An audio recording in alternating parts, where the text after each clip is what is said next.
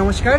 আপনারা জানেন যে গতকাল রাত 9টার পরে খিলক্ষেত সার্বজনীন দুর্গা মন্দিরে এলাকার প্রায় 200 থেকে 300 জন লোক এসেছিল। তারা বলেছিল যে এখানে মন্দির রাখা যাবে না, আপনারা আজকে রাতের ভিতরে এখান থেকে মন্দির এবং আপনাদের মূর্তি সরিয়ে ফেলুন, তা না হলে কালকে 12টার পরে আমরা এটা উচ্ছেদ করে দিব।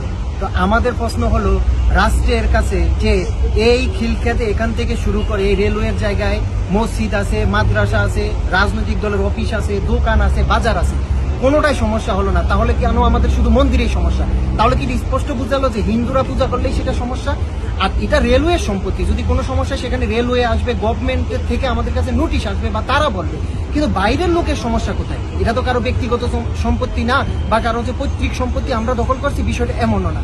আমরা এটা চাই যে খিলক্ষেতে প্রায় 5 থেকে 7,000 সনাতনী সম্প্রদায় আছে, তাদের কোনো মন্দির নেই। বিগত সরকার থেকে এখন পর্যন্ত কেউ খিলক্ষেতে সনাতনীদের কথা চিন্তা করে একটা স্থায়ী মন্দিরের ব্যবস্থা করেনি। আমরা দেখেছি যে বিগত সময় এখানে পূজা হলে একবার ময়লার এখানে পরিষ্কার করে পূজা করা হয়, একবার রেল লাইনের সাইডে পূজা করা হয়, এভাবে আর কতদিন? প্রত্যেকটা সনাতনী চায় যে বিকেলে তারা ফ্রি হলে একটা মন্দিরে যাবে, সেখানে গিয়ে তারা একটু ভগবানের নাম ধ্যান করবে, সেই সুযোগটা নাই। তাই তারাই ধারাবাহিকতায় আমরা বলেছি যে এখানে আমরা অস্থায়ীভাবে একটা মন্দির করেছি, যখন সরকার বা রেলওয়ের প্রয়োজন হবে আমরা তখন সেটা প্রয়োজনে সরিয়ে নিব কথা বলে। কিন্তু এখানে এসে মব সৃষ্টি করে সনাতনীদের ভয়ভীতি দেখিয়ে হুমকি মাধ্যমে যে এখানে মন্দির উচ্ছেদ করা হবে, আমরা মনে করি এটা বাংলাদেশের সংবিধান লঙ্ঘন করেছে।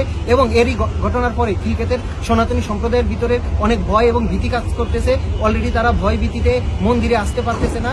আমরা ধন্যবাদ জানাই খিলক্ষেত থানার ওসিকে এবং আর্মি প্রশাসনকে, তারা গুরুত্বপূর্ণ ভূমিকা রেখেছেন। তারা সব সময় আমাদের সাথে যোগাযোগ করেছেন, এখনো তাদের পুলিশ ফোর্স সহ আর্মি কন্টিনিউ আছে। আমরা ধন্যবাদ জানাই গোয়েন্দা সংস্থা সহ সবাইকে, এবং আমরা সরকারের কাছে দাবি জানাচ্ছি আমাদেরকে এখানে স্থায়ীভাবে মন্দির করতে দেওয়া হোক এবং যাতে আমরা এখানে থেকে পূজা করতে পারি। এবং সরকারের বিশ্বাস যে তিনি রাষ্ট্রের সকলের প্রতি সুবিচার নিশ্চিত করবে এবং এই 5-7 হাজার লোকের কথা বিবেচনা করে এখানে একটা স্থায়ী কিছু করে দিবে। বাংলাদেশ সম্মিলিত সনাতনী জাগরণ জোটের পক্ষ থেকে কালকের ঘটনার আমরা তীব্র নিন্দা এবং প্রতিবাদ জানাচ্ছি এবং আমরা অতি দ্রুত এটা সমাধান চাচ্ছি।